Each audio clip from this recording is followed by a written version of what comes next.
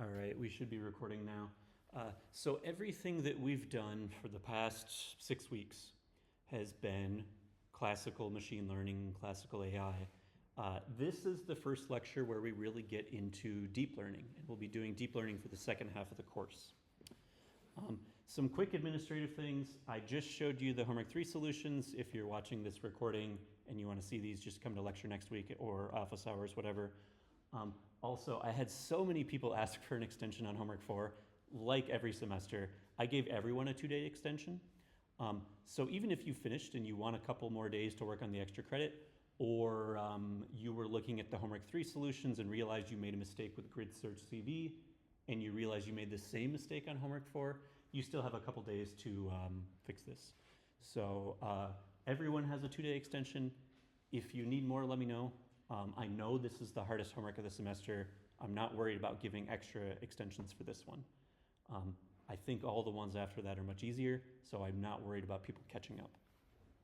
Any other administrative questions before we get started? Till Sunday we can submit this, right? Say that again? Till how many days are you extending? 2 days, 48 hours. So this time on Sunday. Okay. But if you need more time, just let me know. Because I wish to remove some of the extra. Yeah, that's fine. Yeah, take your time. And also, I do think the extra credit for homework 4 is really valuable if you have the time to do it. If you don't, that's also completely fine. Focus on the main parts. Any other questions? All right. So we're going to talk about a lot of stuff today. We're going to talk about the model side of things. We're actually going to revisit gradient descent, and then we're going to talk more about activation functions within these models. And then at the end, we'll get into PyTorch. So this lecture has a lot of math, very similar to lecture 1. Exact same story as last time. You don't have to understand the math to get a good grade in this course, but the math is really useful to learn, not only to understand how and why models work, but also when they don't work, to understand why they don't work and how to fix them. So it's really useful to learn the math, but you don't have to. And then the end of the lecture will have a lot more coding examples, which is one of the things that people put in the feedback survey that they wanted to see. Okay, so first we'll talk about models. And this is going to feel strange, but I want you to rewind your brains to lecture 1. Go all the way back to linear regression and forget all the other fancy stuff that we've done since then. Because it turns out linear regression directly leads to neural networks and deep learning. So you've seen this slide before, right? So if you want to fit a straight line, you have a straight line y equals wx plus b. W is your slope or your weights. B is your biases. Together, those are both referred to as the parameters of the model or the weights of the model. The first line is our simple 1D example. We have one input x and we want to predict one output y. The second line is, what if I have multiple inputs x? So now my x is a vector, such as you just did for the last homework. You just use a dot product with a vector w, and it's the exact same thing. The third and fourth line, this is where we say, what if we take every single data point in the entire data set and compute them all at the same time? So now my y, instead of one prediction, I have n predictions. My x, instead of one vector, I have n vectors. And my w is still a vector, but there's also that bias term added in. So we've seen this before, right? This is just review of homework 1. Now, in lecture 1, I asked you a question: can we use linear regression for classification? And we said, yeah, you can. It just doesn't work very well, right? All you do is you take the sign of the prediction. If it's negative, it's one class. If it's positive, it's a different class. If you have more than 2 classes, one versus rest, pizza versus not pizza. Technically, if you use the sign function, 0 is a third class, but like 0 and floating point is pretty rare, and we can just randomly assign that to one or the other. It doesn't matter. So this works for classification. It just doesn't work very well. Equivalently, you can use the Heaviside step function, exact same thing. Instead of -1 and 1, now we have 0 and 1, but this is equivalent. Now, at the top here, I have this name perceptron. Perceptron is actually a classical machine learning model. It is literally just linear regression with a sign function at the end, doing linear regression for a classification. This is referred to as perceptron. This was invented in 1943. So this is not new. This has always been there. It's very simple, right? You just take y equals wx plus b and do the sign. It's a relatively simple model. Now this confusing plot on the left, this is actually the exact same thing you just saw. So we have our input x. X is a vector, right? It's got the first element, the second element, the third element. So that's our x. We have our weights, w, w1, w2, w3. There's also w0, which you could also name b. That's your bias term. You do each of these inputs times your weight, and you add them up. This is just a dot product. This is not scary. It's just a very different way of looking at it. And at the end, we have a step function. So this is a graphical representation of a perceptron. Now, what people noticed, and part of the reason they're called neural networks, is the thing on the left kind of looks like a neuron. Now, this is not a perfect analogy, and I'm also not a biologist, so I'm going to do my best to explain this. In your brain, there's billions or trillions of these neurons. It's a single cell. It has a nucleus in the center, and it's got all of these dendrites that come off of it. These dendrites are connected to other neurons. So when other neurons give them inputs, all of them come to the center of the neuron. And if the sum of all of those is large enough to overcome the activation energy of the cell, it fires a pulse through the axon, through the myelin sheath, down to the axon terminals, and on to the next neuron in the list. Very, very similar to our perceptron here. The main difference is that one is digital and one is analog. So one is dealing with binary numbers, and one of them you run, one after another, one at a time, whereas the other one is kind of continuous. It can run whenever it feels like. So the one on the right has like a time component that the one on the left doesn't have. But overall, these are kind of similar. The brain has billions or trillions of these. Why don't we try multiple perceptrons at the same time? The other useful thing about perceptrons is multi-class classification. Most of the time that you want to classify something, such as land cover, there's more than one kind of land cover, right? It's very uncommon that your prediction is binary, true or false. Usually there's multiple kinds. We saw that you can use one versus one and one versus rest classifiers, pizza versus not pizza, but they're kind of complicated. You have to train yet another model. They don't always work well. We would love to be able to make one model that can predict all of these at the same time. So let's do exactly that. So I've got some letters here, and I've purposefully ordered them to spell lion.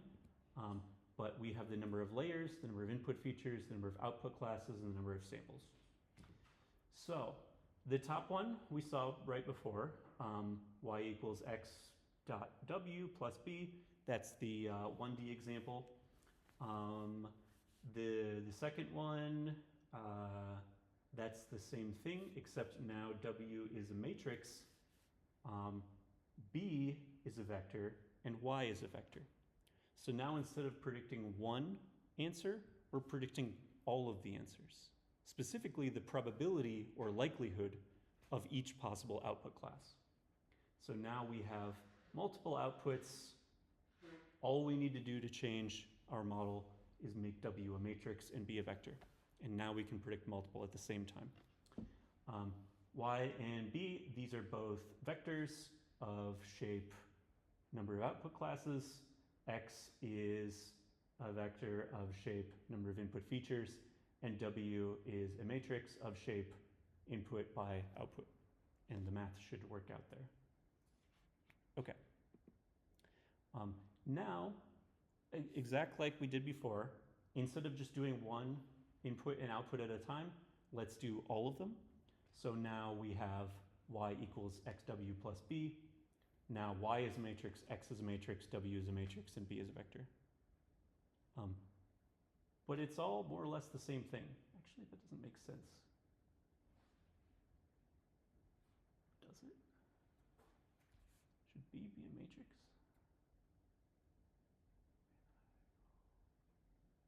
I have to check that. Maybe B should be a matrix too, but more or less this is how it goes. So this is very convenient for multi-class classification. We can predict multiple classes simultaneously. We don't have to do 10 different classifiers for 10 different classes, or 100 different classifiers for one versus one. Now we're talking about deep learning. We're talking about brains that have millions of neurons. Can we make perceptrons more complicated? Now, if you think back to our original motivation for machine learning, the point of machine learning was we have a bunch of data, we assume it follows a pattern, we want to learn a function to fit that pattern and make predictions. For linear regression, this makes perfect sense. If your data is mostly a straight line, find the line of best fit and use it to make new predictions. If you think about real data, it is very rarely a straight line. If you want to look at air pollution, remember it had that sinusoidal curve and then exponential increase, so we had to make our function more complicated, but it was still doable. What if you want to take an image of a cat and you want to make a function that predicts whether or not it's a cat or a dog? That's not a straight line. That's not any line. That's not a parabola. That's not a sinusoid. Like there's not really a good function that's going to fit this. So the real breakthrough with deep learning was this idea that if you make your function complicated enough, it can fit almost any pattern. So you don't need a small subset of patterns that you expect to be common. You can learn any kind of function, any kind of distribution by making your function more complex.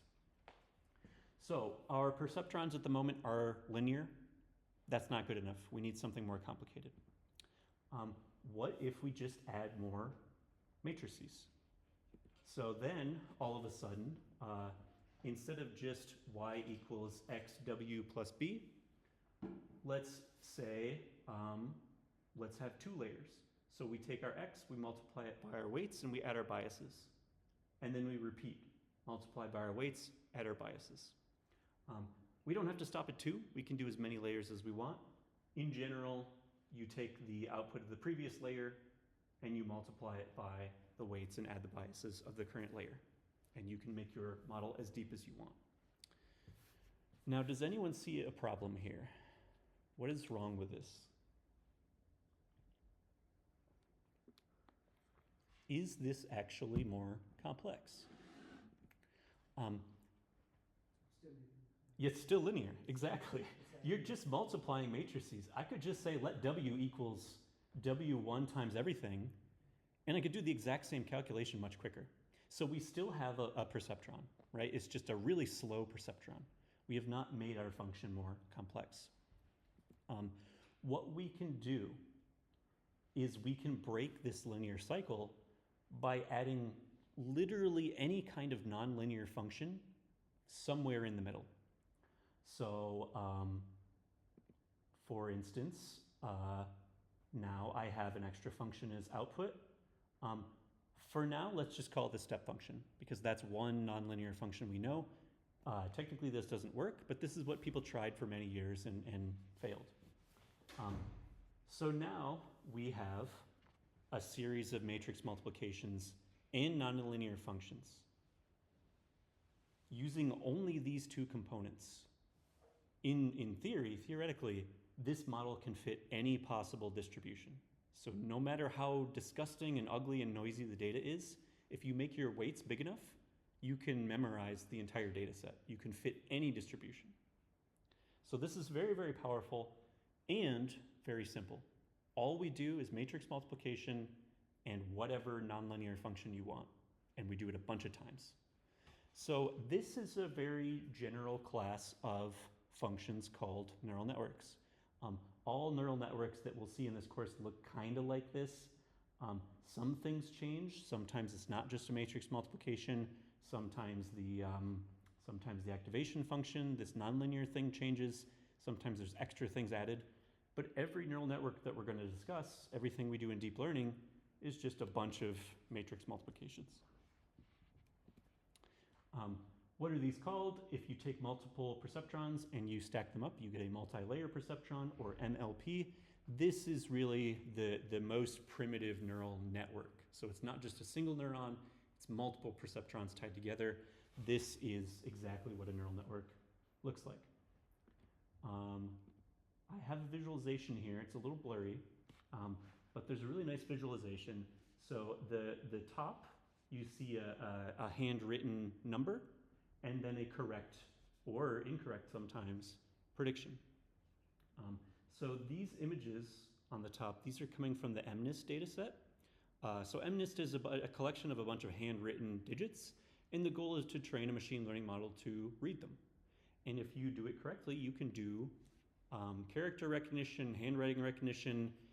If you've ever done any kind of like Google CAPTCHA thing, and it showed you a bunch of numbers on someone's doorstep, and you had to like read off the street number, it's just to train these kind of models. It's not a test, it's just to get them training data for free. So we've got our training data, and we want to make predictions on it.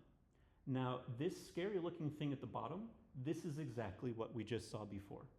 So we have our image. Let's say it's 28 by 28 pixels, very small, low resolution image. We're going to squash it into one long vector, length 784, and that is our x. Now, these other two vertical lines here, those are our intermediate steps. And then the last layer, where it's 0 through 9, that is our output. That is our prediction. Now these lines in the middle, those are actually the weight matrices. So you take this vector, you do matrix multiplication.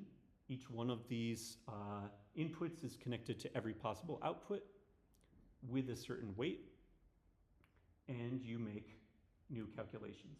Now it's not shown here, but there's also a nonlinear activation function at this point, such as that step function, and then we repeat. We do another matrix multiplication, we get new outputs, nonlinear activation, and then one last matrix multiplication, and then we get our 10 outputs. The brightness of both the lines and the dots, that tells you the input, the magnitude of that value in that matrix or in that vector.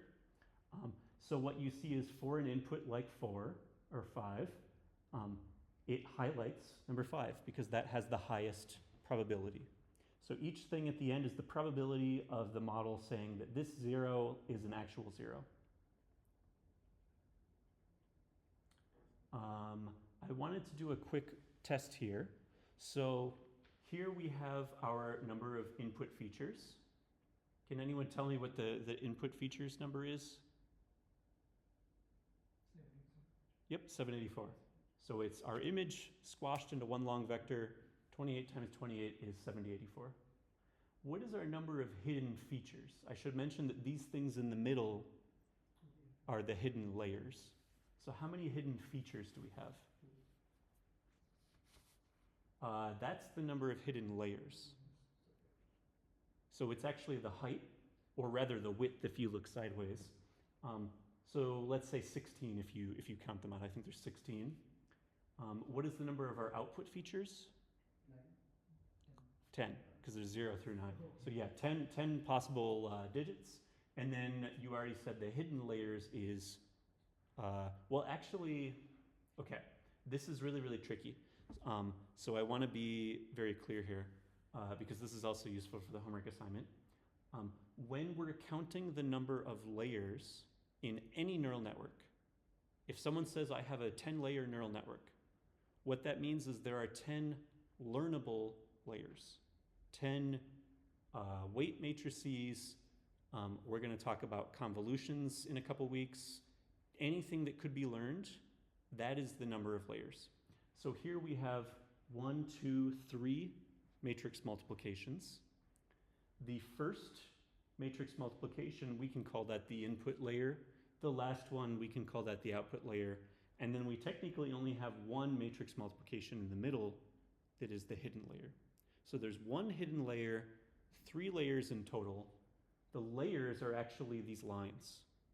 That's the matrix multiplication. That's the weight matrix. There's 4 different vectors, but there's only 3 layers. So understanding how to count layers is really tricky, but really important. Okay, so now we know what a model looks like. I want to talk about how we learn the appropriate weights for this. You've already seen this before, it's just gradient descent. So no matter what you're looking at, if you take the mask off machine learning, it always becomes gradient descent. Every single thing we do in this course is gradient descent from lecture 0 to lecture 11 or 12. It's really all gradient descent. When perceptrons first came out in 1943 or whatever I said, they were basically handcrafted. We said, we think that this parameter has this much importance, and these ones have less importance, and when you multiply all of them and add them up, if that's above a certain threshold or below a certain threshold, it's in this class or another. So that's not really learning, right? That's just simple AI. If we want to make it learnable, how do we do that? Well, we learned we can optimize a function using gradient descent. What is the gradient of this thing? This one only has 2 layers. Let's make this 1,000. What is the gradient of that? How do you take the derivative of this thing?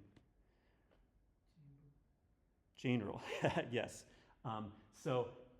This actually surprisingly took people a long time to figure out. Basically, the people who were doing the calculus and the optimization theory and the people who were doing the AI and perceptrons, they weren't really talking to each other. So they didn't really think, like, you just do chain rule on this thing.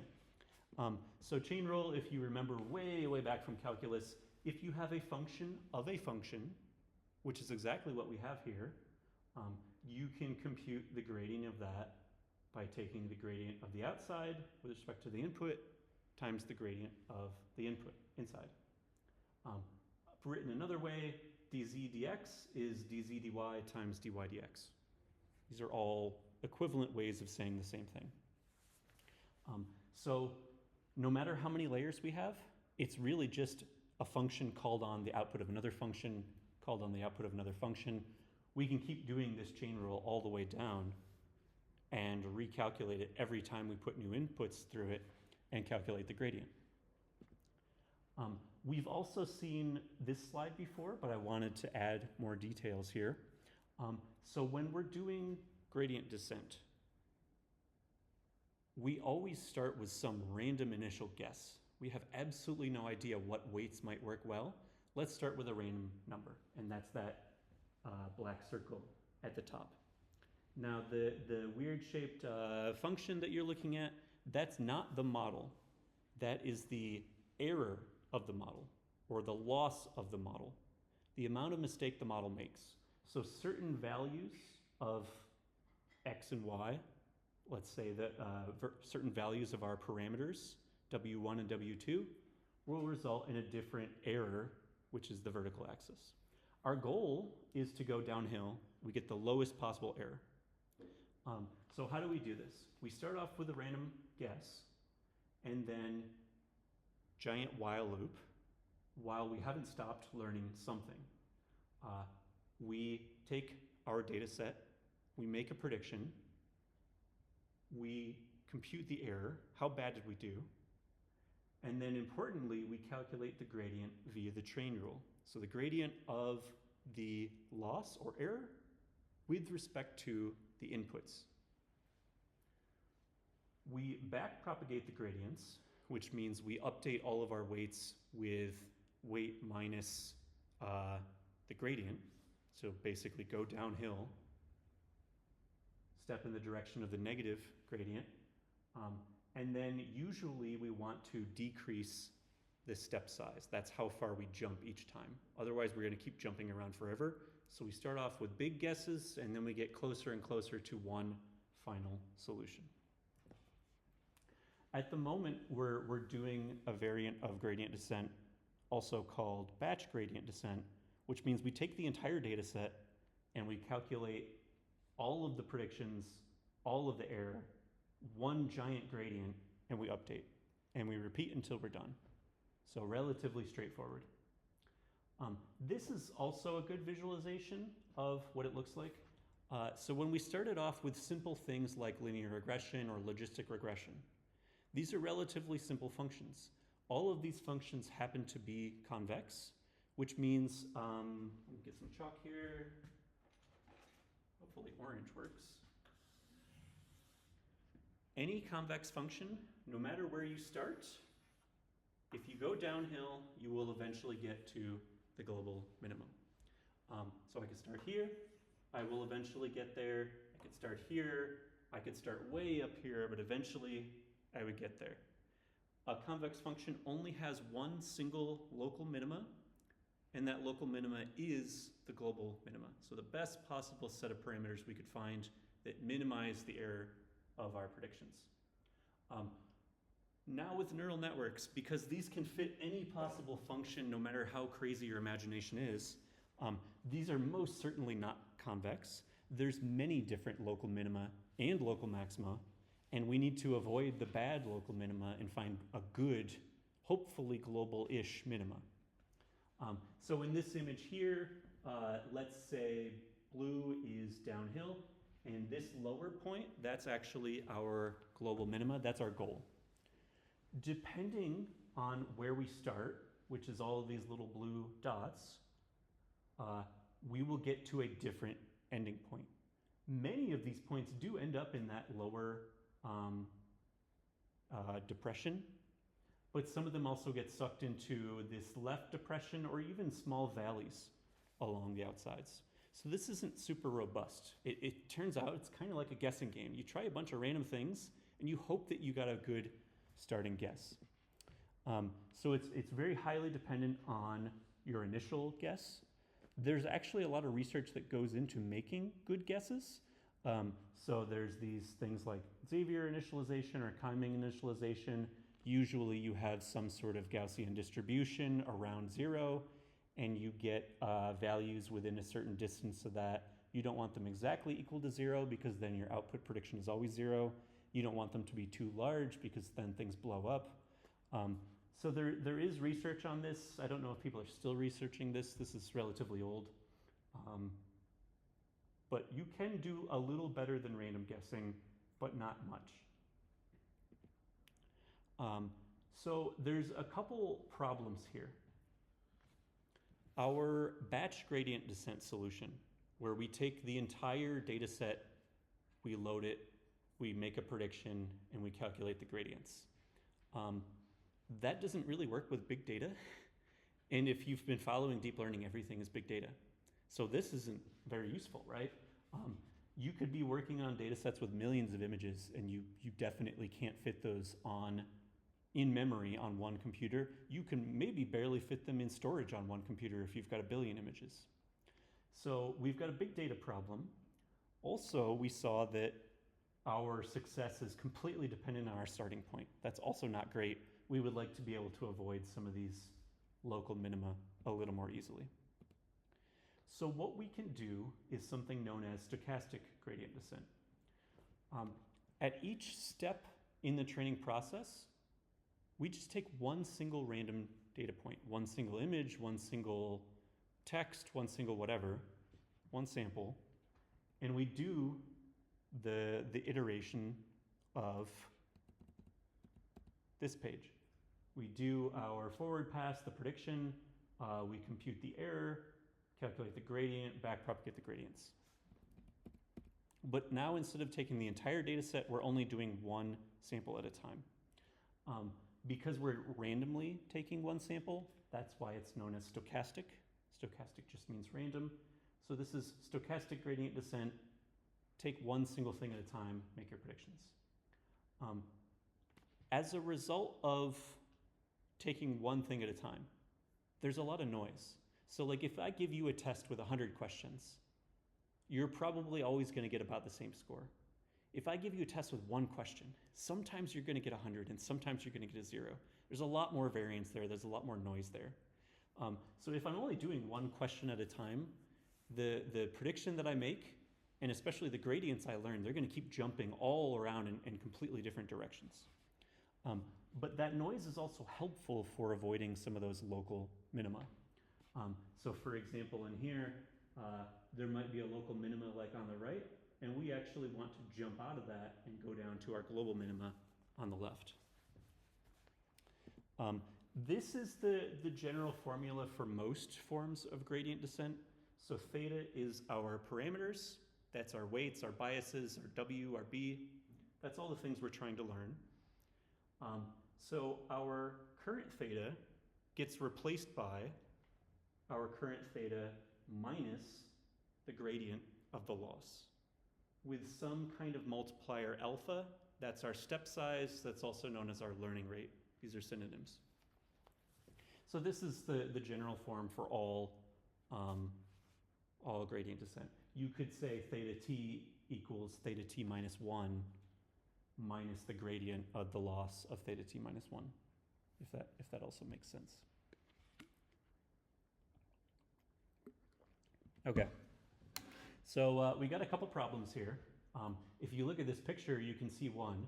I mentioned that our gradients are really, really noisy.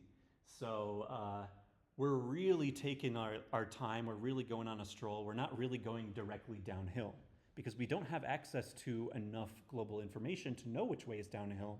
We only know one thing at a time. So we get really, really noisy and slow training results. But it works for data sets that could be as big as trillions of images. So that's a benefit. One of the results of this is that the global minima becomes really good at hiding, and SGD, no matter how long it takes to look around, can never find the global minima because it's just too slow. So what we can do is, again, just like we did with cross-validation, we can do a hybrid approach, get the best of both worlds. So this is known as mini-batch stochastic gradient descent, or mini-batch SGD. Instead of taking the entire data set, or 1, we take 10, or 20, or 500. Some subset of the total data, and we learn on that. And we still have a little bit of noise, but not too much noise. We generally go in the right direction, and also it's just generally much quicker to do all of these at the same time than it is to do one after another. We can parallelize this much better. This makes things a little bit confusing because now, depending on the size of our mini batch, if we want to run through every image in our data set, every data point in our data set, the process of going over all of the data set, that's one epoch, and a single step of mini batch SGD, this is called a step. So we update the gradient several times per epoch, and we go over the entire data set several times. So you don't just look at all the exam questions once, you try them 10 times, and eventually you learn the question and the output.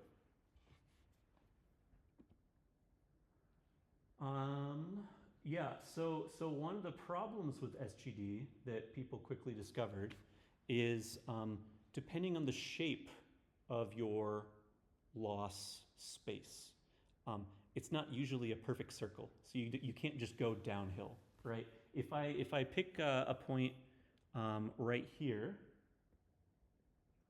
and I go downhill, that actually takes me over here. And if I calculate the gradient again and I go downhill, I go over here. If I calculate the gradient again, I go downhill, I go up now. So I'm kind of zigzagging back and forth across this little valley when I could just say, like, I notice that I keep zigzagging, but I'm always going to the right. Can I use that historical information to make better predictions? And that's exactly what momentum is. So we can have a moving average of updates, and then some kind of weighted average of the new gradient, but also the previous gradients that tells me What is the general trend? This is the formula for this. So now, if we look at the bottom, we have theta, our weights. They get updated with theta minus alpha, just like before, but now instead of the gradient, we have this m thing. And m is some amount of the previous momentum plus some amount of the new gradient. So beta controls how much we care about the past versus how much we focus on the current, the present. So you can play around with beta and get very different things. Some things where it's a lot of valleys, you want a really high momentum to get you there quicker. Other things where it's all circles, if you have too much momentum, you're gonna bounce up and down forever. It's gonna take much longer to learn. So that beta becomes yet another hyperparameter that you can play around with, and it depends on the data set, depends on the model, whether or not larger or smaller values are useful. Alpha is our step size, our learning rate. It's always greater than 0. If it's 0, we're never going to learn anything. If it's too large, we're going to make very wild jumps all over the place. And then beta is the momentum weight between 0 and 1. If it's 0, there is no momentum. We're back to SGD. If it's approximately 1, we're only thinking about the past. There's actually two different kinds of momentum. You can either calculate momentum after doing the update of the gradient or before doing the update of the gradient. Before is the traditional definition of momentum. So you calculate the gradient, you calculate the momentum, and you add those two vectors together, and that's your update. This smart person named Nesterov came up with the idea of why don't we just make this step first and then calculate the momentum, or then calculate the new gradient and momentum, and that actually is a bit more reliable, so you get less error introduced by this iterative algorithm. But these are commonly referred to as SGD with momentum. A lot of times when people say SGD, what they really mean is mini-batch SGD. No one actually does one data point at a time. So here we're really talking about mini-batch SGD plus momentum. It's much easier to think about this with visualization.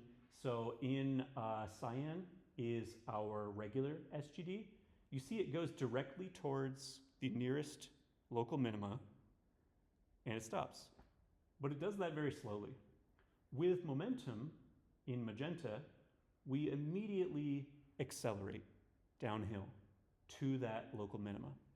But that local minima is relatively small, and we're moving pretty quickly, so we actually jump out of it, and luckily, not always, we end up in a bigger minima, and this time we don't have enough momentum to jump out, so we get stuck in this one, and we find a better global minima. So this is a very intuitive way of thinking about momentum. It very much is just like balls and gravity and the momentum that mass and velocity give you. Okay, so for a long time, this was everything. We had gradient and we had gradient plus an extra update, and that usually worked well enough. And then around the time deep learning became popular again, people started to say, is this really the best we can do? There's a lot of problems with this approach. So the biggest one, and one you're going to hear about all day today, is this vanishing gradient problem. So if you remember from our chain rule, we take the gradient of one thing, gradient of the next thing, gradient of the next thing, and we multiply all of them together. What is 0.1 times 0.1? 0.01. What is 0.01 times 0.1? 0.001 times 0.1. It's getting smaller, right? So the very last layer of our model, it's got a big gradient. We make a big step, we correct it, we go in the right direction, great. The next layer has got a much smaller gradient.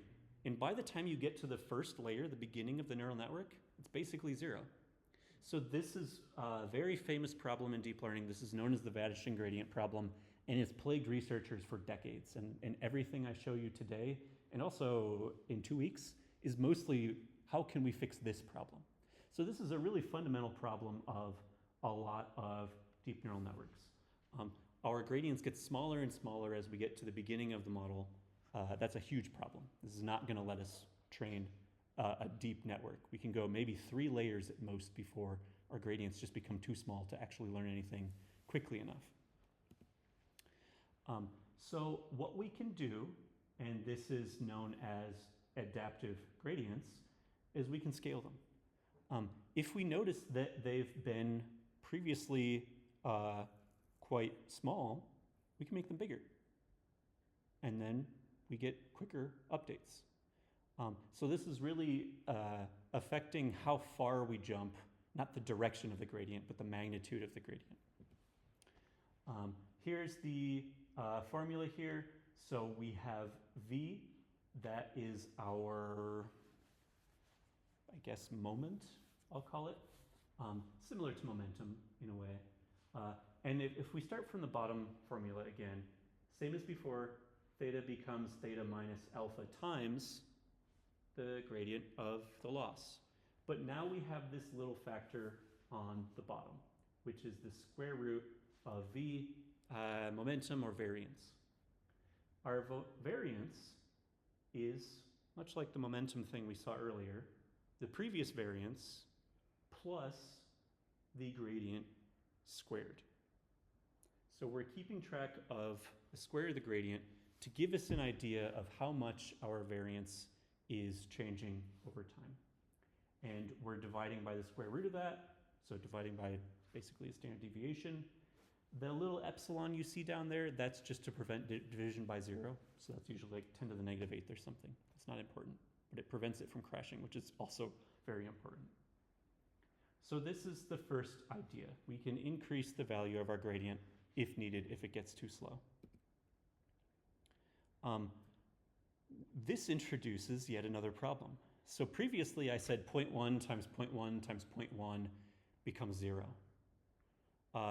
If we look back at this formula for V, or nu, I think, in Greek, we're not doing multiplication anymore. We're doing addition. What's 0.1 plus 0.1 plus 0.1? 0.3. What if I say 0.1 added 1 billion times? 100 million, but you get the point. Like if it's a big number, it's going to keep getting bigger, and it's only going to keep getting bigger. It's impossible to decrease this number if you use this strategy. Once the magnitude becomes big, because it's on the denominator, the training slows down, and it can never speed up again. So this is a great way of forcing the model to decrease the step size over time, so that it doesn't just keep jumping around forever. But if you get to one local minima, you can't get out. So this isn't as useful anymore. So we've solved one problem, we've introduced another. Yeah, sum of the square gradients grows uncontrollably because that's on the denominator. Eventually we just stop learning. So this is kind of like an automatic learning rate decay function. So how do we solve this problem? Much like we did with momentum with that little beta thing, we allow it to forget the past and focus on the present. So now, exact same function you just saw, add that beta that we saw for momentum. So now our variance is some amount of the historical variance and some amount of the new variance. So now we can both speed up and slow down. So we saw mean being kept track of with momentum. This is the historical average update. We also saw variance being kept track of. This is the square of the average update. Both of these seem helpful. Why not use both? So this is kind of the story of most of machine learning, people just combining things that work well into one giant Frankenstein. So this is known as the adaptive moment estimation algorithm, also known as ADAM, which is unfortunately not named after me because it's got like 200,000 citations, and I wish I had that. But amazing name, by the way. So ADAM is basically this giant ugly thing that works incredibly well, and it has all of the same things that we've just seen. So let's call G our gradient, just so we have a simpler way to refer to it. We have two things. We have the first moment and the second moment, the mean and the variance. The mean, just like we did for momentum, is beta 1 times the previous mean plus 1 minus beta 1 times the new gradient. Variance, exact same thing from RMS prop. Beta 2, previous variance, plus 1 minus beta 2, new variance. When you first set up this thing, you have to set your initial values of m and v to be 0. It turns out this actually messes up a lot of the math. So there's this optional bias correction step that you can do that kind of just scales it based on how much history it's actually seen. So if your history is 0 things, you're going to have to trust the current information a lot. But if you've got a lot of history, then you can start using it. So that's all this optional bias correction does.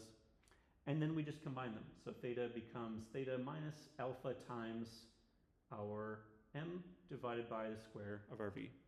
And again, the little epsilon to avoid division by 0. So if you just take all of these things that work well and you combine them, you get a really good result. Funny story. So I mentioned like SGD, momentum, these all have 50,000 or more citations. Adagrad has a ton of citations. I think it's RMS prop. I once looked up like, how do I cite this? And discovered that no one ever published a paper on this. I think it was Geoffrey Hinton or one of these Nobel Prize winners who was teaching a lecture on deep learning. And he basically talked about like how we came up with these things. And he just kind of proposed this in his lecture slides. And that's the citation. This is the first known occurrence of this RMS prop idea. So that was kind of a funny story. If he had published it, he got a lot more citations than he already has, which is close to 1 million. But yeah, these things do get used quite heavily. They are quite well cited. Atom is one of the newer, more advanced approaches. This is always a good default to start with because it usually works quite well. It needs a lot less hyperparameter tuning. You don't have to guess your step size. It can learn a good step size. You don't have to guess your weight decay, your learning rate decay. It will learn its learning rate decay.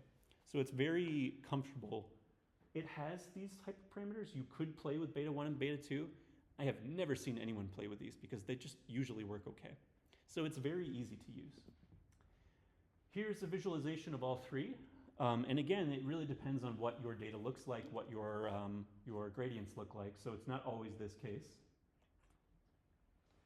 We have gradient descent in cyan, which basically immediately goes downhill and goes to the nearest local minima.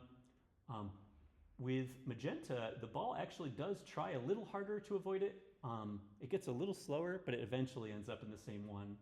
Again, depends on how much your momentum is. In white, with Adagrad, we do eventually get to the correct global minima. It just takes really long. RMS prop is faster, Atom is fastest. So the speed and flexibility and just the default hyperparameters being really useful without being so sensitive makes Atom a very good optimizer to choose from. I've shown you a bunch of optimizers. I wanted to have one summary that basically tells you when you should be using this.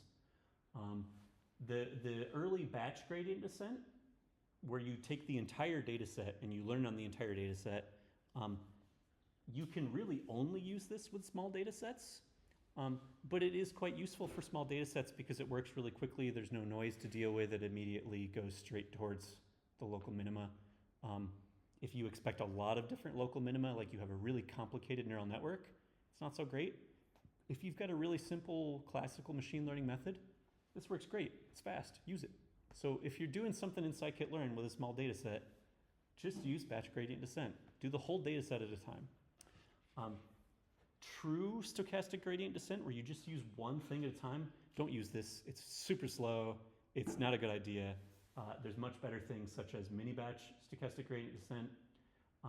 This is really, really popular. You usually have to have some kind of learning rate decay, otherwise it never really stops trying different things. And you can add momentum if you're worried about local minima. So these are quite common. Adigrad allows you to automatically decay the learning rate, but you can't speed up anymore. So this could be useful when you've got like really sparse gradients.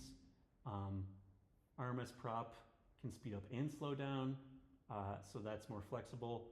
But really, Atom combines the benefits of all of these, so you probably always want to use this. Like 10 years after Atom came out, someone published another paper called Atom W. And Atom W fixes one little math mistake in the Atom paper, and it makes things a little bit better. So I basically always use Atom W instead of Atom, but like there's probably 10 other variants by now where people are trying to get citations by proposing a small fix to the Atom optimizer. So usually what I say is if you need to learn quickly, like you're doing a homework assignment, you only have one laptop, you don't have a big supercomputer, you can't try all these different hyperparameters, use Atom as your first choice. It's really quick, easy, you don't need to tune it so much, and it usually works pretty well. If you do have a huge supercomputer and you can try all these different things, if you work at Google someday, you would find that mini-batch stochastic gradient descent is actually quite commonly used because it's just simple and it works. It's much easier to think about when you're making some sort of mathematical proof of convergence. So there are still quite a lot of people who use SGD, but I would recommend Atom most of the time. In a couple lectures, we'll talk about pre-training a model on a big data set and fine-tuning it on a small data set. I have heard some people say that fine-tuning phase works well with SGD compared to Atom, but that is just complete hearsay. So I don't want to suggest that that's fact or fiction, but that is anecdotal evidence of maybe there are times when SGD is more useful. Okay, we're about halfway. Does anyone need to stretch their legs or mind or use the restroom or anything? I don't want to keep you late because last week we were 10 minutes late. Okay, I'll keep going, but if you need to use the restroom or take a smoke break or whatever, feel free to walk out and come back. So we've talked about the model with the linear layers. We talked about how to optimize the model with different optimizers. The last component of the model architecture, of the model design, is that activation function. For now, I told you, pretend it's just this step function. So it's just a nonlinear function. You can see this is definitely not a straight line, so we've got that checked off. And we can add that anywhere in our model. There's a problem here. If we're doing gradient descent, we need to take the derivative of this thing. What is the derivative of this?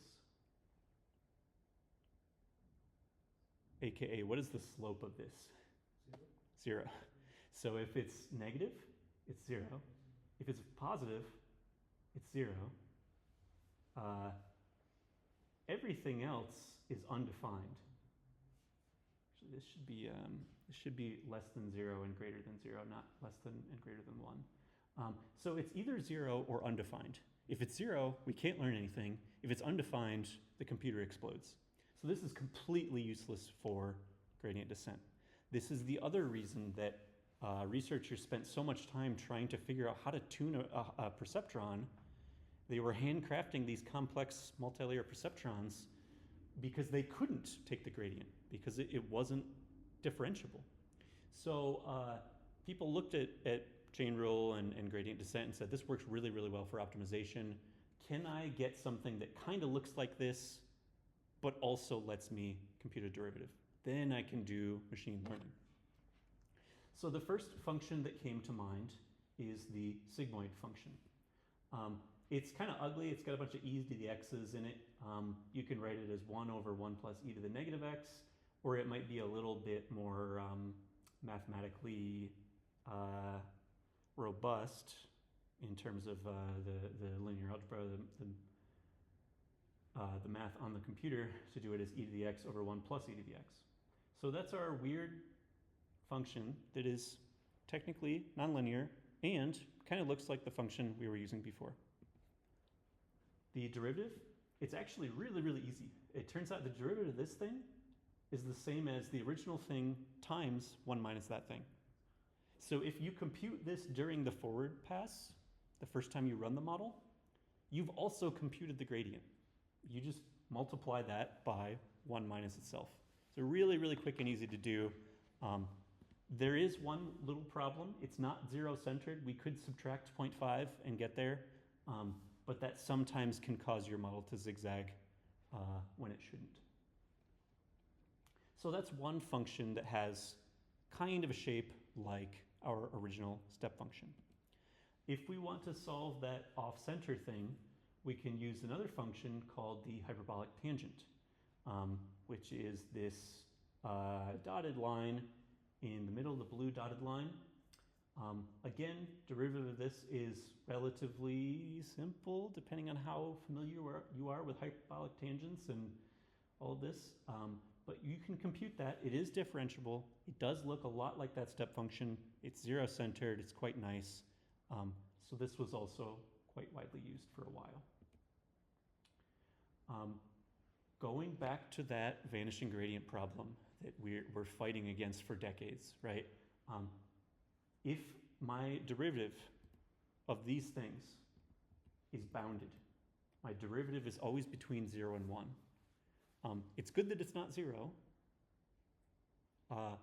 but if I always multiply small numbers together, it always gets smaller and smaller every time. So if I put these previous layers in the middle of my neural network, that will also make that gradient smaller and smaller every time. So that's not great. We need to figure out a way to avoid making gradients smaller, but also have something that's nonlinear. This is where rectified linear unit comes in. It's literally just the maximum function. So the maximum of your number or 0. So if x is positive, it's x. If it's not positive, 0. It looks like this on the right. Now, this looks stupid, but it is nonlinear. It does have a derivative defined everywhere, except maybe at 0, but we could just pretend one or the other, doesn't matter. The derivative is either 1 or 0. Very easy to compute, very fast. You don't really need to think. And it doesn't have a vanishing gradient problem. The x is the exact same as its input half the time.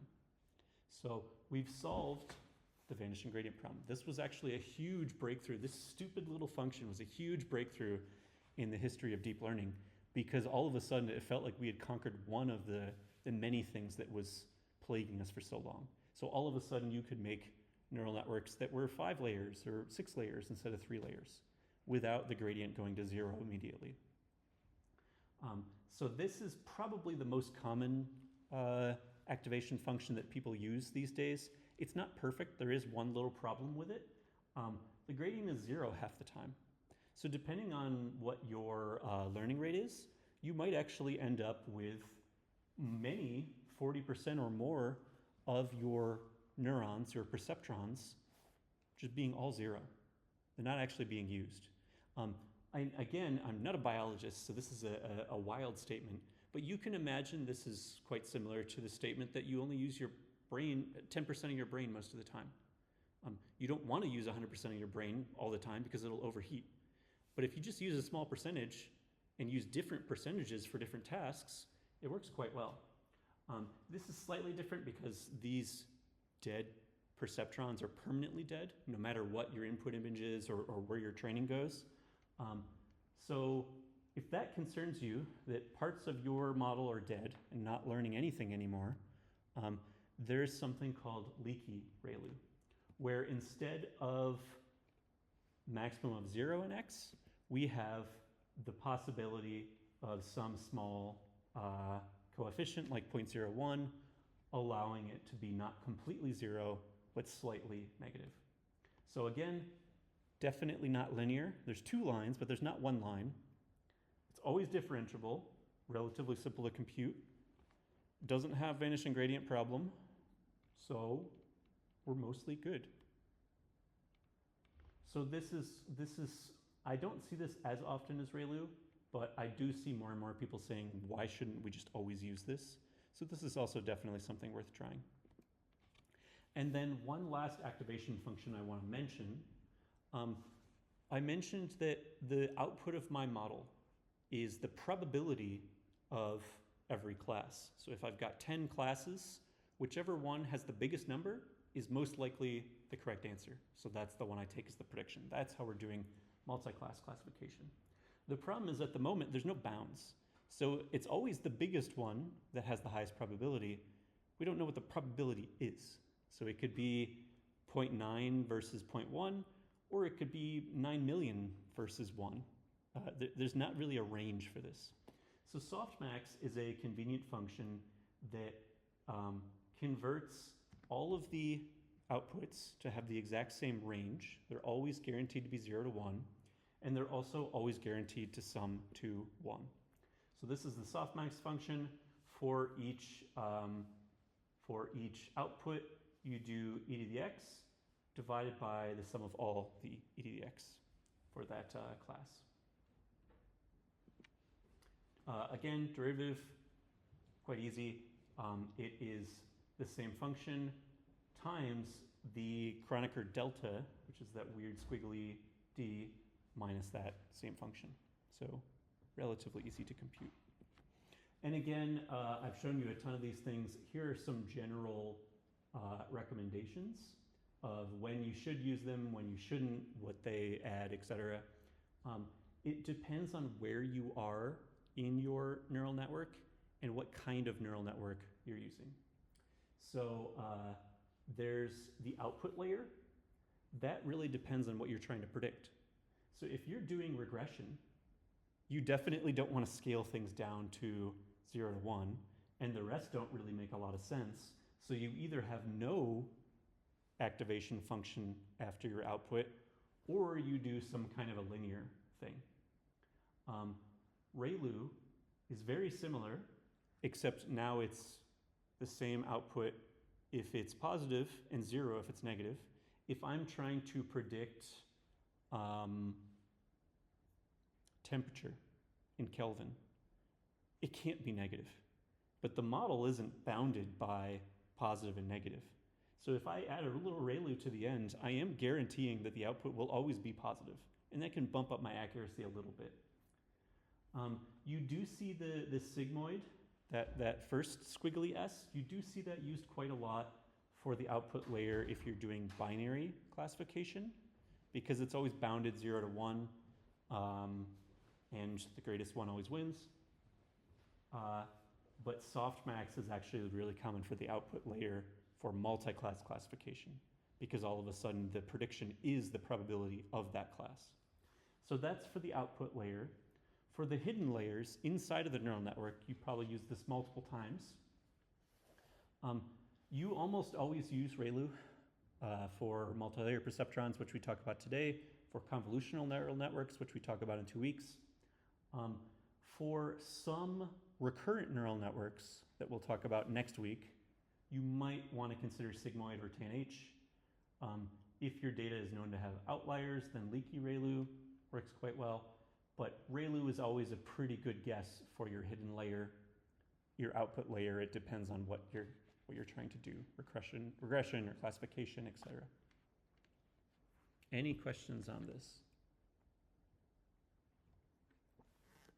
Okay, you have survived the math portion. So now we finally get to code, and I think we're actually faster than normal because there weren't a lot of questions. So I want to talk about the coding infrastructure for deep learning.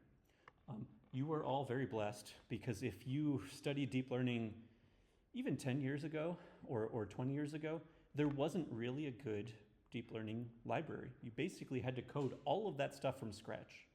And even in my machine learning course 5 years ago, oh God, was it 5 years ago?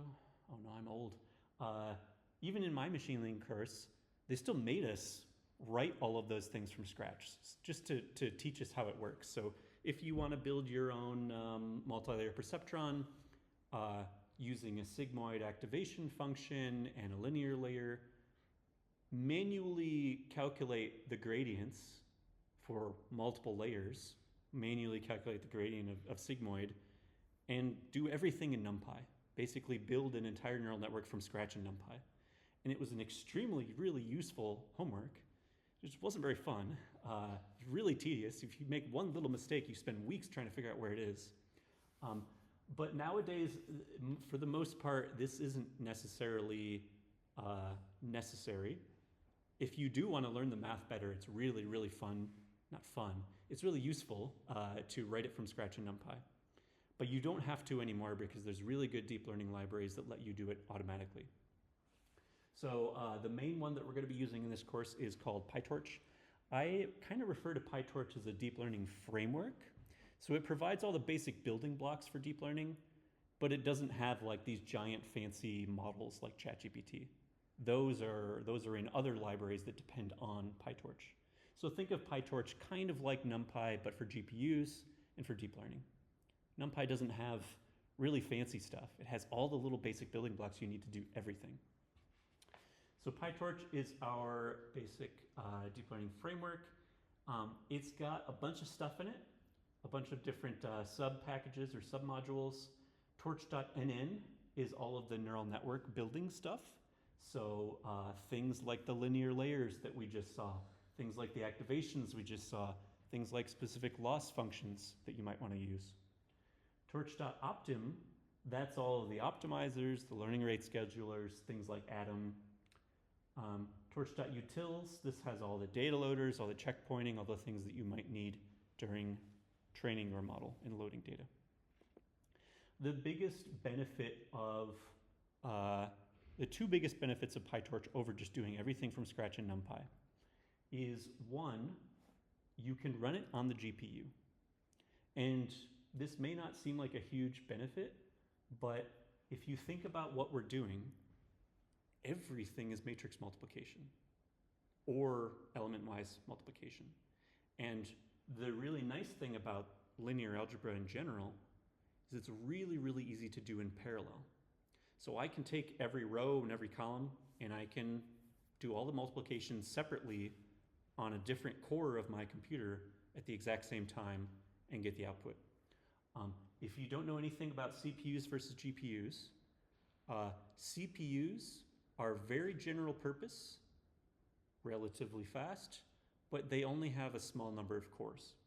So for example, if I'm running PowerPoint, that's probably running on one core. If I'm also running Google Chrome, well, Google Chrome is maybe guilty of using too many cores and too much memory. But basically, you can have multiple programs running at the same time on different cores. So they're not fighting over who gets to run their operation next. They're both running at the same time in parallel. And you can put entire programs like PowerPoint or Google Chrome into a core and run it because they're very large, they have a lot of memory, they're very general purpose. GPUs are completely different. They are specialists. So whereas this CPU has, I don't know, 4 to 8 cores maybe is common, GPUs tend to have thousands of cores. But each core is tiny, it has very, very little memory. The most it can do is multiply a few numbers together, which happens to be exactly what we need to do. So GPUs are really, really useful for doing linear algebra very, very quickly. The G in GPU comes from graphics processing unit. All of graphics is linear algebra. It's originally designed for graphics researchers for graphical displays and interfaces, but the deep learning people came in and said, hey, this works really well for us too. And now it's really hard to buy a gaming console anymore because of that. But yeah, GPUs are useful for a lot of things, it turns out. And that's why NVIDIA stock is doing so well.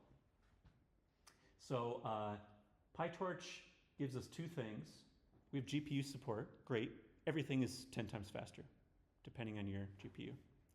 The other thing that PyTorch does is known as automatic differentiation. So earlier I said I had to do this homework assignment where I built my own neural network from scratch in NumPy.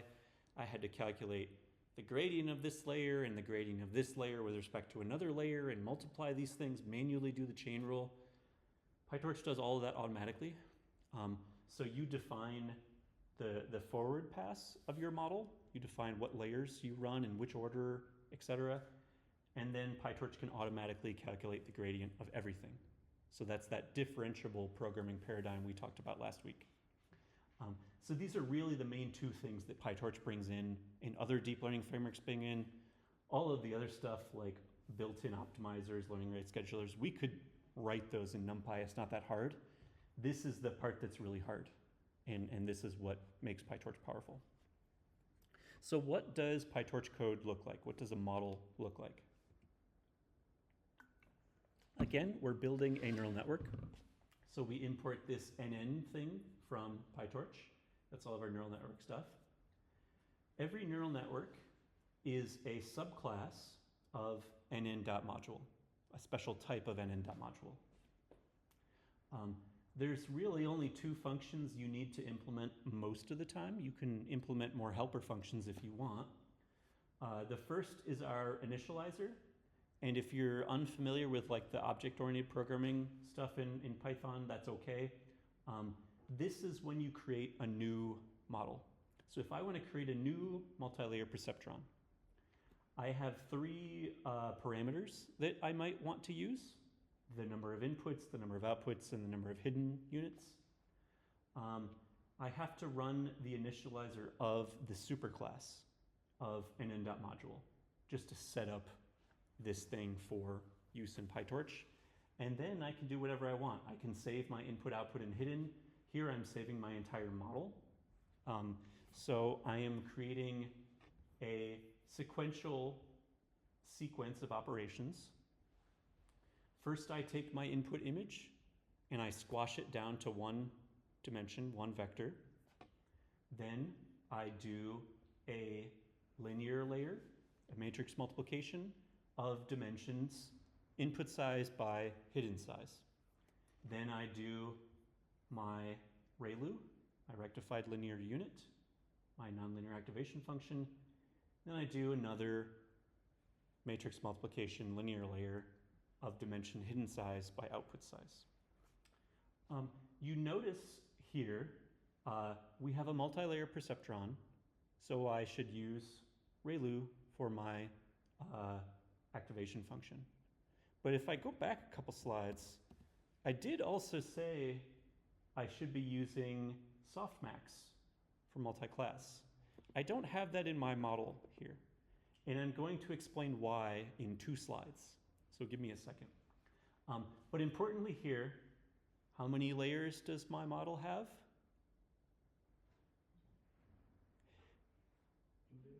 2 layers. 2 learnable layers. So linear layer 1, linear layer 2. The reshaping thing, there's nothing to learn there. And the ReLU, there's nothing to learn there. There's no parameters to learn. It's either positive or 0. So only these linear layers count. This is a 2-layer multi-layer perceptron. This is the smallest possible one. It has 0 hidden layers. Technically, you should probably have more hidden layers in the middle. But that does work, and it fits on one PowerPoint slide, which is great. And then usually, the other thing that these NN.modules need is some sort of forward function that says how to run the model. So if I give it an image, what do I do with that image?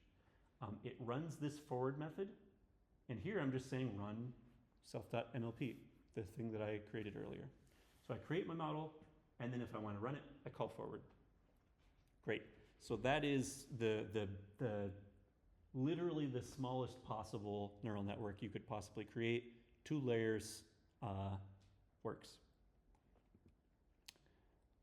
What if I want to use my model? What does that look like? So this is the same example that we saw earlier. I have multi-layer perceptron. If my input images are 28 by 28 pixels and grayscale, my input size is 784. If I've got 10 classes I'm predicting, my output dimension is 10. And then the inside, the hidden dimension, I can pick whatever I want. Here I picked 512, but it doesn't have to be 512. Now I take my image. At the moment, I'm just using a random image, but you could imagine this is real data somewhere. Images are usually in the dimensions of batch by channel, by height, by width. So 16, that's my mini batch size. I have 16 images at a time. 1 is the number of channels. If it's a grayscale image, it's 1. If it's RGB, it's 3. If it's Sentinel-2, it's 12 or 13. And then height and width at the end. So if you think back to, I think it was homework 2, where you kept having to rearrange the dimensions to go between scikit-learn and matplotlib and raster.io, these are the dimensions here: batch, channel, height, width. So I've got my model, I've got my data. I would like to use this on the GPU because the GPU is faster. PyTorch by default does not automatically use your GPU. You have to tell it to use the GPU. There are higher level wrappers around PyTorch, such as PyTorch Lightning or Keras, that might automatically use the GPU, but for now, you have to do it yourself. This also depends on your computer. So if you want to move something from the GPU to the CPU, you would just do .to CPU. If you have an NVIDIA or AMD GPU, which is most of the time, most people, Google Colab is all NVIDIA GPUs. Most non-Apple laptops are NVIDIA or someone. Most of the time you want to do CUDA. That is the library that's used by NVIDIA on their GPUs. If you have a fancy MacBook with Apple Silicon, not the old Apple Intel ones, but the newer ones where Apple makes their own GPU, they have something called Metal. That's the library they use. And if you use Metal Performance Shader, MPS, that is the GPU on these laptops. If for whatever reason you've got like a brand new Intel GPU, which like came out a year or two ago and is only available on supercomputers, there is a way to use them, and it's XPU. And if you're on Google Colab and you switch it to those Google TPUs, then you need to use XLA.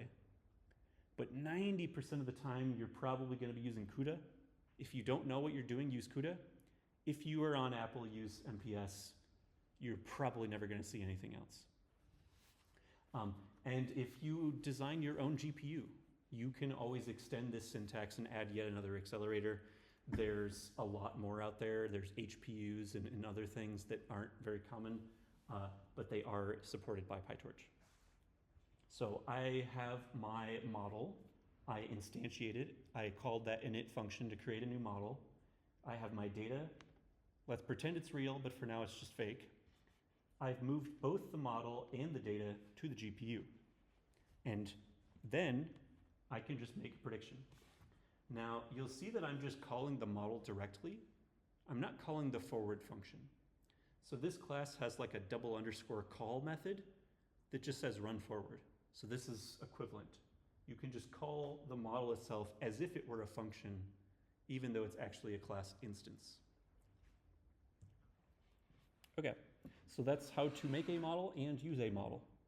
What else is there to know? There's the optimizer thing. So you can import not only the neural network thing, but also the optimizer. For the loss function, there's a lot of loss functions out there, just like there's a lot of activation functions and a lot of layers that we're going to learn in the future. For now, these two loss functions will get you most of the way, most of the time. So if you're just doing regression, use this mean squared error loss. So we saw this in lecture 1 when we computed the loss of linear regression. We wanted to find the line of best fit, so we calculated the mean squared error, the 2 norm squared of our prediction versus the ground truth. So that's MSE loss. That works well for regression. For classification, what you actually want to use is negative log likelihood. It turns out that the formula for negative log likelihood and the formula for softmax are numerically unstable, so you can get problems where things just underflow to 0 or explode. But if you combine them into one function, it's much more numerically stable, so that's known as cross-entropy loss. But cross entropy loss is really just negative log likelihood plus a softmax. So 2 slides ago, I said there's no softmax in this model. Where is it? It's right here. We technically don't need it for our model output unless we want to know probability. We'll stuff it inside of our loss function, and then it's more stable. Okay. And then the other thing is your optimizer. Again, use whichever one you think is useful. AtomW is what I typically use, or Atom, I don't care which. Some Atom optimizer is really a good place to start because it's very forgiving. Even if you give it a really bad learning rate, it'll figure out a good learning rate. Sometimes, maybe for fine tuning, especially if you have a lot of GPUs lying around, sometimes just using standard SGD or momentum is useful. And here, this SGD refers to mini batch SGD. Technically, you can also do regular SGD if you just set the batch size to be 1.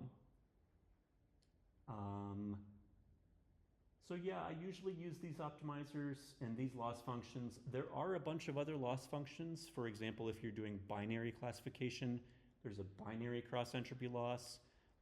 If you're doing fancier things like self-supervised learning or stuff that I won't cover in the course, there are special loss functions for those. But these two work for most problems, so those are the two I want to focus on here. So we've got our model, we've got our optimizer. The next thing we need is our data. And yes, I did spend all day today coloring these manually. This isn't like a screenshot from my text editor. So I've got a bunch of imports here. OS for operating system stuff, raster.io for reading files, pandas for reading files, and then I have from torch.utils.data import dataset. So just like there is a base class for all PyTorch models, there's a base class for all PyTorch datasets called dataset. There are usually about 3 things that you kind of have to override for a dataset. The first one is optional, but you need to specify if you have any parameters, like the directory where your data lives, you would store them here in init. So here, I'm saving the directory, but I'm also reading, let's say there's a list of labels of correct answers. So I want to store these and do it only a single time. I'll put it in my init method. Also, this is kind of useful to point out now because I had a student last semester, I think, who did this inside of the get item, and the thing they needed to do is really slow. So you either do it once in init, or you do it thousands of times inside of get item. So if your model is taking like several days to train, make sure you moved everything you can to init. But all of like the initialization, the setup, the stuff that you only want to do once, put that stuff in init. So here I'm only reading the list of ground truth labels, cat, dog, whatever. You also need to override the length, _len, of the data set. This tells PyTorch, but also Python, how big is the data set, how long is one epoch. You can hard code it, so here I'm just saying there's 1,000 images, but I could also just do the length of labels, and that should also be the same. So there's different options there. And then finally, get item. This is the most important one. If I give my data set a number, and I say, give me image and label 123, the data set needs to know how to load that data from the file system to memory. So let's say my index is 123. My file name is that directory path that I gave originally, and the file name is 123.tiff. Simple. I can open this up with raster.io. So now I've got my image. My label I can get from that pandas series or data frame, and then I can just return both of those. I should actually probably color return because it's a built-in method. That'll look better. So that's the most simple possible data set you can find. Typically the data set is where there's the most variation because every data set looks completely different. There's not really a widely accepted standard that everyone follows to structure their data set this way. So maybe you have a labels.csv, or maybe the label is the directory name, or anything in between. I've seen some wild data sets. They're very custom. So that is the data set. Now, this is one of the things that I think beginners with PyTorch find a little confusing. There's a little bit of overlap between a data set and a data loader. So the data set is the class that tells you how to load one thing at a time. The data loader is the part that does the actual mini batchification, right? It takes your full data set, it chops it up into batches, and it loops over the data set. It might do things like randomizing the order of the data, etc., for each epoch. But you combine these two to train your model. So what does that look like? From the same import, I'm importing data loader. I've got my custom data set that I made before. Maybe my training data is in a separate directory and my test data is in another one. So I've got two data sets. I give both of those to my data loader and I say, I would like a batch size of 64. And then you can also tell it whether you want to shuffle the data. This is also important during training. You always want to shuffle your data set. Otherwise, you're going through the exam questions in the same order every time, and you're just memorizing the order. If you always randomize the order of training, you get better results. You're not following the same path with every optimization step. You're going a different way each time, and it works better.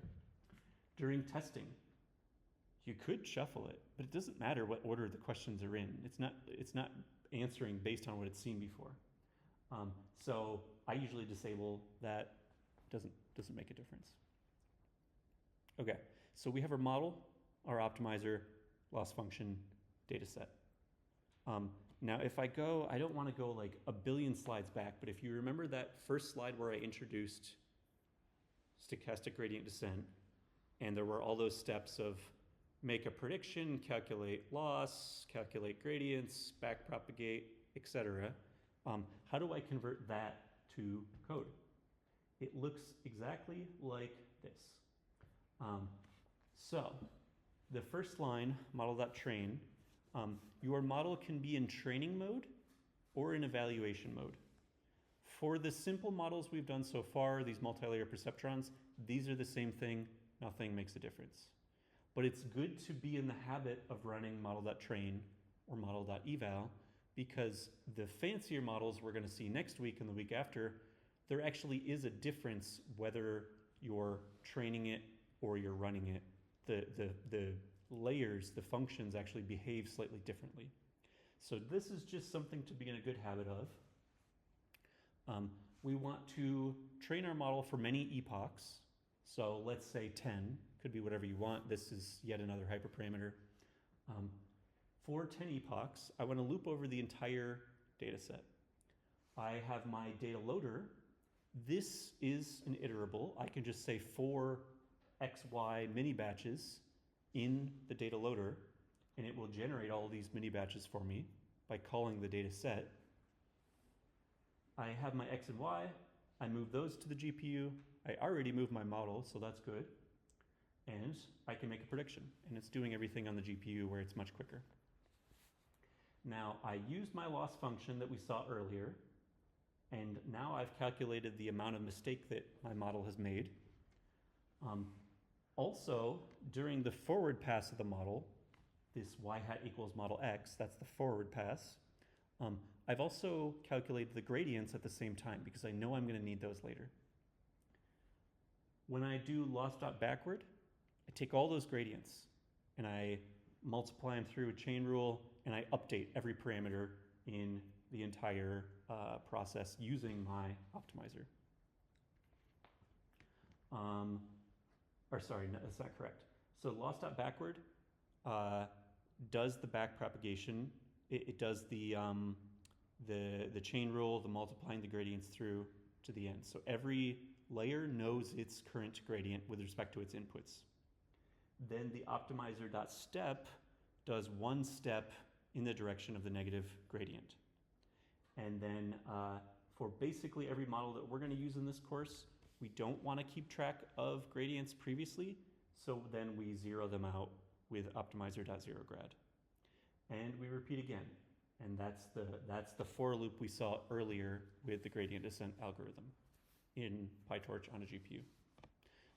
Again, there are other things like PyTorch Lightning or Keras that wrap around this and abstract away some of the details.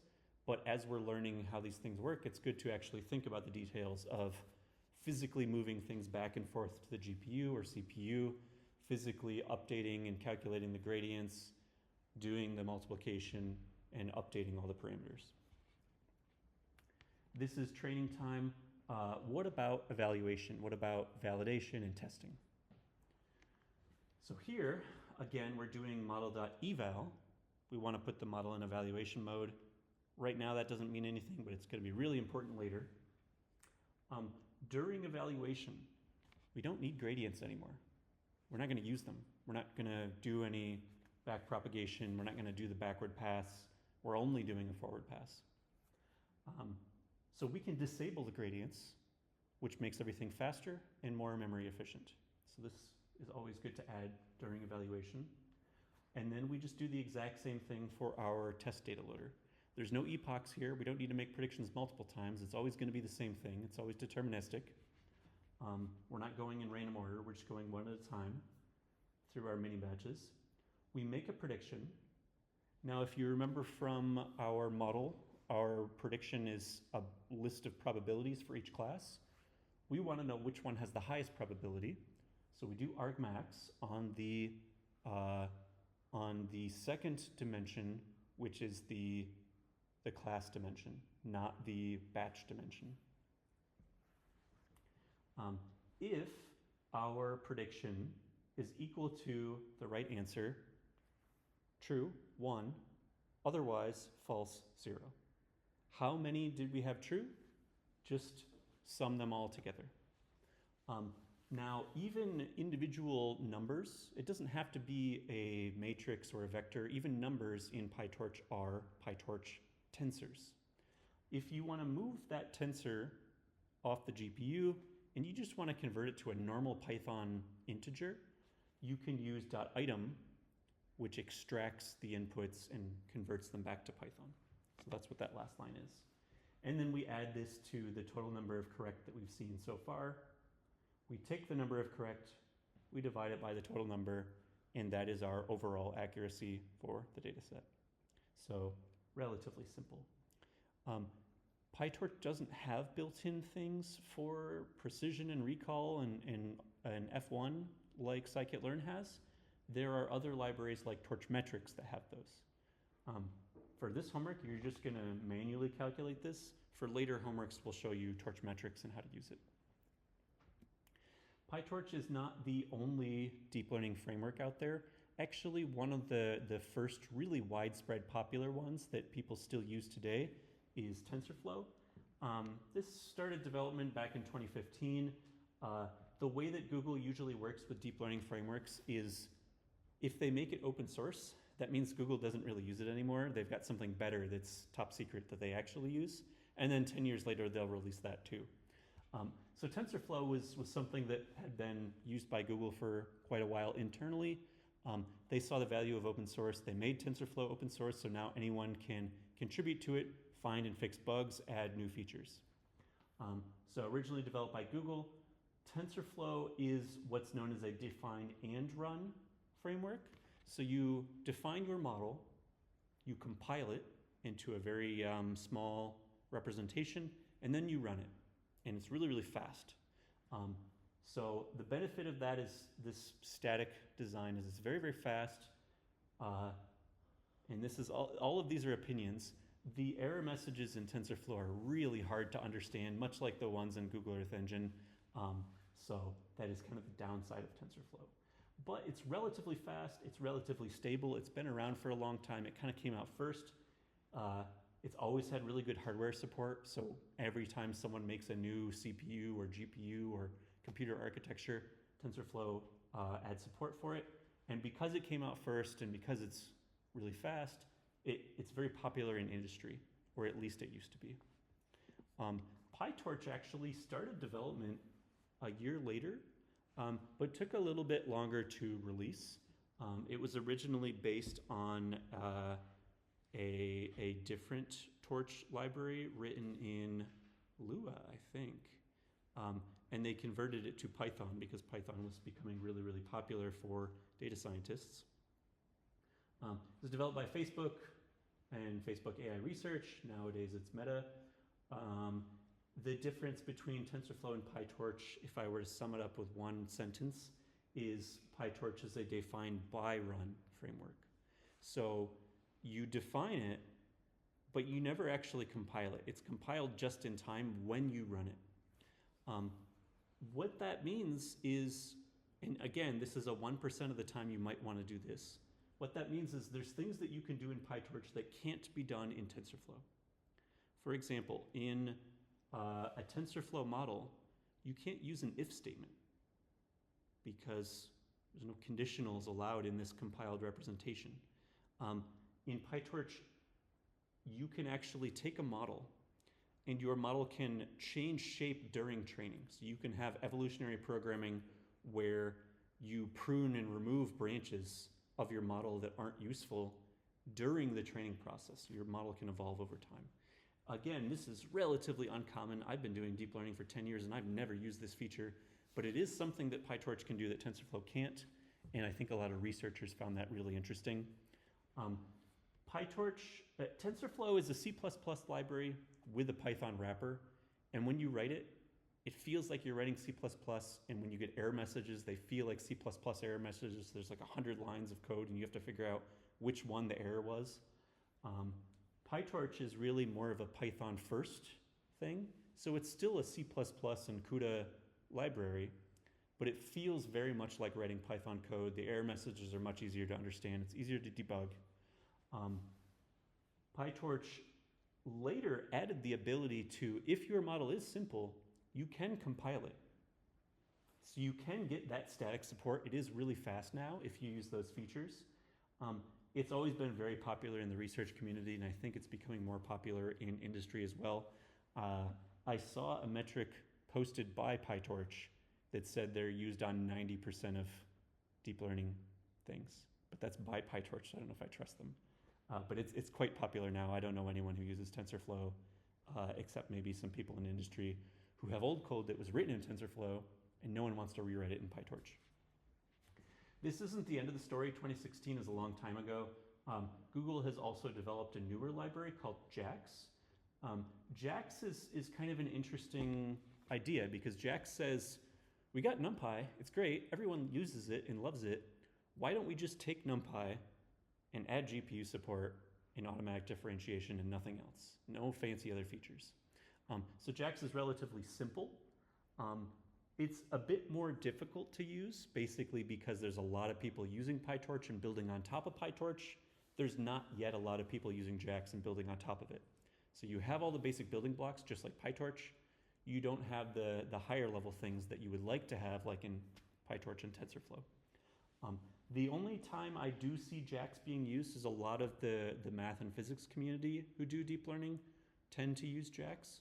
So like if you're interested in physics-informed neural networks or spherical harmonics or things like that, I see a lot of people doing JAX nowadays. And then obviously anyone who works at Google is either using TensorFlow or now JAX, just because that's the company. So those are all the libraries you need to know. Quick conclusion.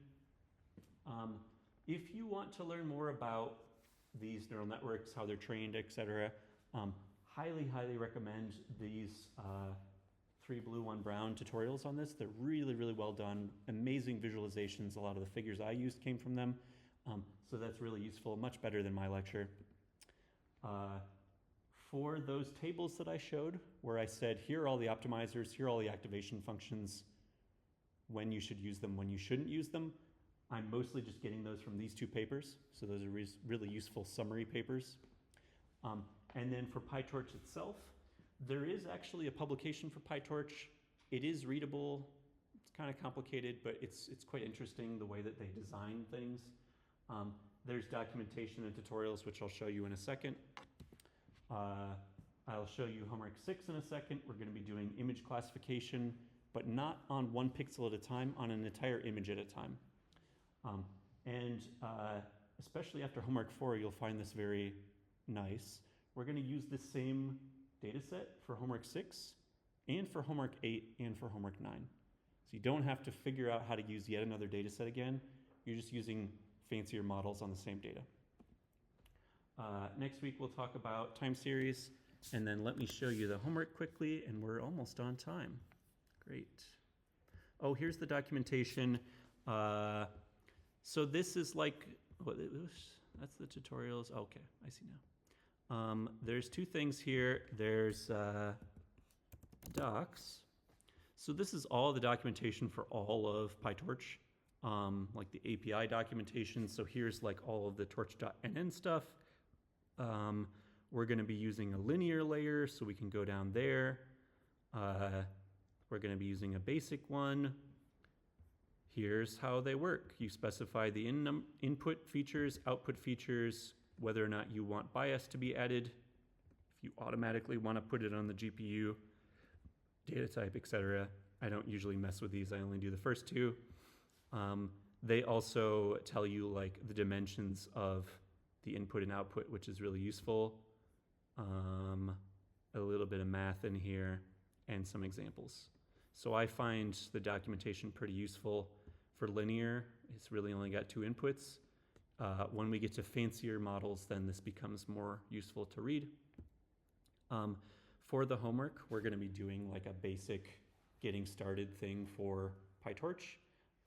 It just so happens that if you go to the basic tutorials, learn the basics, quick start, this is like 90% of the homework assignment.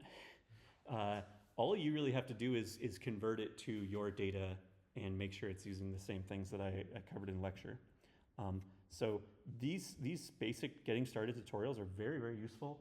We're mostly just following this, but there's an entire tutorial just on what is a PyTorch tensor, how is it different than a NumPy array. There's a whole one on making a data set and how to use a data loader. We'll be doing that. There's one on transforms, which we'll talk about maybe next week. Model design, automatic differentiation, optimization, saving and loading the model to computer. So these are all very, very useful. If you read all of these, it'll take you like an hour at most, and it will save you years of your life. So I really, really do recommend reading the tutorials this time. They're, again, much better than me at teaching these things. Okay, so what is the homework itself? So we're doing multi-layer perceptrons, yada, yada, yada, the usual. Again, you have to have a GPU if you don't want to take hours to do this. If your laptop has a good GPU, use it. If it doesn't, use Google Colab or Lightning Studios, both free. They're more than enough for these homework assignments. We're going to be using the Eurosat dataset. So Eurosat is 27,000 images. Each one is 64 by 64 pixels, so relatively low resolution, small images. They're all Sentinel-2, and they're collected across Europe. Each image is labeled of one of these 10 classes. So annual crop, permanent crop are probably quite similar. Forest looks completely different. Highway looks different. Buildings, river, etc. Here are some example images from the data set. You can probably guess which classes these belong to. In some of the steps below, I'll show a little bit of math. B means batch size, C means channels or bands, H and W are height and width. Again, useful imports. This thing is useful for loading images. This is Pillow, Python imaging library. We've used INOPS before for rearranging tensors. That's convenient. We have Torch and NumPy if you want them. And then we might want to use some neural network stuff, data loader, data set, etc. You're going to download this data set from Zenodo. For now, we're only going to be using the RGB version of the data set. And same in homework 8. So it's smaller, quicker, easier. Click this link and it'll start automatically downloading. It should only take a minute. It's not that big. Then you need to create your own PyTorch dataset. Hint, see that tutorial, see my lecture slides. Every dataset is a little bit different. So this is maybe the hardest part of the assignment. where you actually have to think a little bit. Your goal here is to create a subclass of dataset, override the init method to save any parameters you want, such as the root directory, length method, that's the length of the dataset, and then get item that returns the image and the label. Both of those should be PyTorch tensors or NumPy arrays, that's also fine. Your image should probably be channeled by height by width, and your label should be 0 through 9 because it's 10 classes. That's what this N means. People never know what this means, so they ask me a lot of questions over email. So that's the data set model. We need to make a multi-layer perceptron. Guess what we have in the lecture slides and the tutorial? Here, I want you to make a 4-layer one. So there's 2 hidden layers, 1 input layer, 1 output layer. So 4 layers.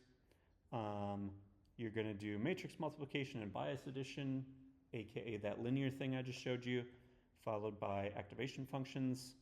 Use the recommended activation functions from lecture for the hidden layers and the output layer. So refer to those tables. Data loaders, we're not going to do validation here.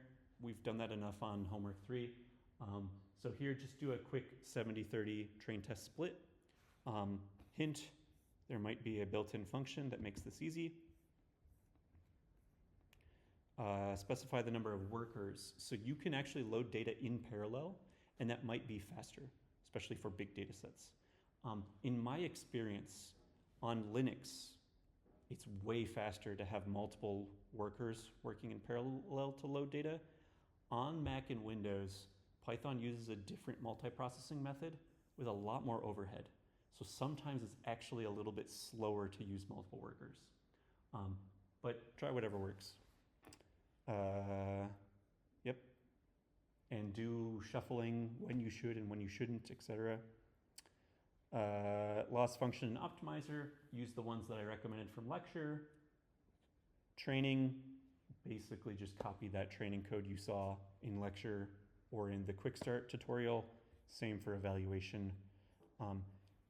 For training, train it basically until it stops learning, and that kind of depends on how good your model is, but it shouldn't take too long to get there.